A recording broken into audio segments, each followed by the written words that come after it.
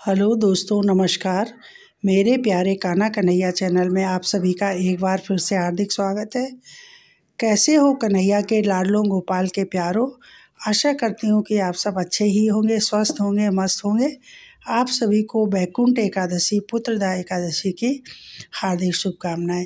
ये 2023 में 2 जनवरी दिन सोमवार को पड़ रही है और इसका पारायण 3 जनवरी मंगलवार को होगा।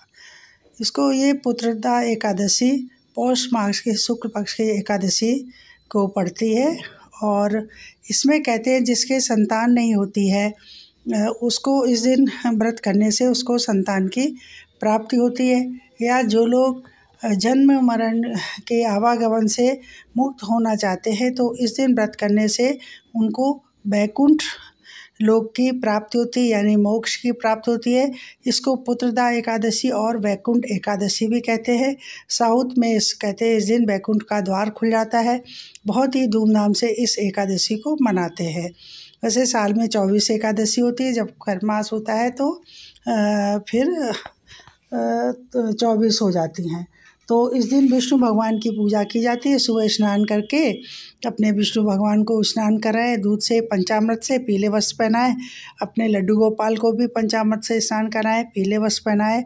और जो व्रत रखते हैं वो व्रत रखें, फलाहार खाएं, भजन पूजन कीर्तन करें।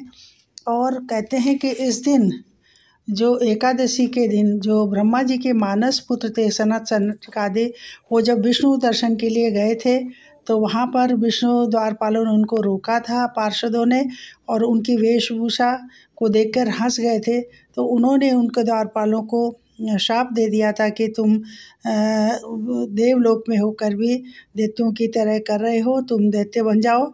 और जब ये दैत्य बने तो इनको भगवान ने कहा था कि तुम जब वैकुंठ एकादशी का व्रत करोगे तो भी तुम्हारे इस शाप से मुक्ति होगी।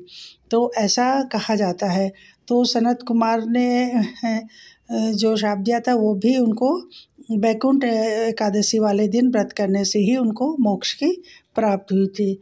और कहते हैं कि इस दिन जो भी मनोकामना की जाती है सच्चे दिल से, श्रद्धा प्रेम से विष्णु भगवान के सामने, तो विष्णु भगवान उसको पूरा करते हैं। और जिनके संतान नहीं है या जो संतान को कहते हैं कि मेरा सदा उच्च पद की प्राप्ति हो, शिक्षित हो, अच्छे संस्कार वालों बने, तो ऐसा भी कहा जाता है। और इस दिन जो है ना दिन भर व्रत रखते हैं। दूसरे दिन आप चावल का भोग लगा सकते हैं, चिवड़े का भोग लगा सकते हैं, खीर और पूड़ी बनाकर ब्राह्मणों को पहले भोजन करवाएं, उसके बाद दूसरे दिन आप अपने व्रत का पारायण करें। यदि आपको ब्राह्मण नहीं मिलते हैं, आप पका हुआ रास्ते में हैं, कहीं तीर्थों में पका हुआ भोजन नहीं दान कर सकते हैं, तो फिर आप कच्चे चावल, कच्चे फल, मतलब फल फ्रूट और जो भी मतलब आप मिठाई वो भगवान के आगे भोग लगा के किसी ब्राह्मण को, या अगर ब्राह्मण आपको नहीं है वहाँ पर उपलब्ध है तो किसी भी ज़रूरतमंद को आप उसको दान में दे सकते हैं। वस्त्र आदि दक्षिणा देकर अपने व्रत का पारायण कर सकते हैं। तो इस तरह से इस वैकुंठ एकादशी का, पुत्रदा एकादशी का बहुत ज़्यादा महत्व है और इसको पूरी श्रद्धा, विश्वास और लगन के साथ करना चाहिए।